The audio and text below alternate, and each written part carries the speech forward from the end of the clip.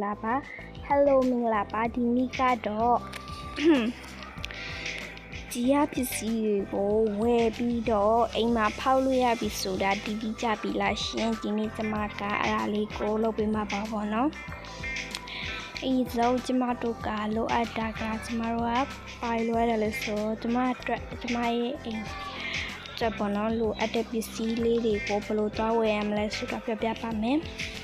အခုကဒီအကန်နေဟိုင်မလို့ပါဘူးအဲ့ရတွေနဲ့ပတ်သက်တာလို့ပါတယ်ဆိုတော့ပေါ်တက်ကိုတက်ပါမယ်နွားပြပြမယ်ပေါ့နော်အပေါ်တက်ကိုတက်မယ်ဆိုရင်နွားတို့ကဒီဗီဒီယိုလိုချင်နေပေါ့နော်ဗီဒီယိုလိုချင်နေနားလေးပါကဲဟာနေပြပြပါမယ်အပေါ်နွားပြပြပါမယ်ကဲခုဗီဒီယိုပေါ်ကိုလိုချင်နေဆိုရင်ဒီမြားလေးပြထားရပေါ့နော်အဲ့ဒါလေးနှိပ်လိုက်ပါ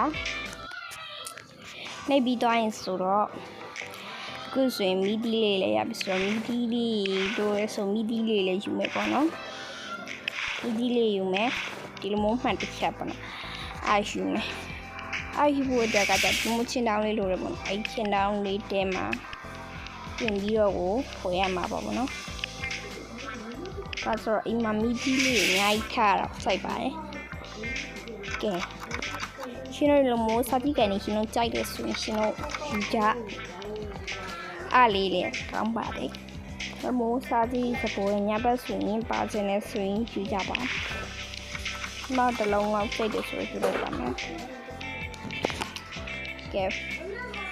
ပြီးတော့ရင်ညတို့ကသူ့ကိုင်းထားလိုက်မယ်ပေါ့နော်ဒီတခုရုံနဲ့နိုင်တန်ကြတခုရုံနဲ့ကန်စီတခုရုံနဲ့ဒီတို့ရုံနဲ့သူ့ဘာလို့တမ်းမဖောက်လို့မရအောင်ဆိုတော့ကိုနေရဲ့အိမ်ရောက်ရင်အဲ့လိုမျိုးဟာလေးခွင့်ဖောက်လို့ရပါပြီ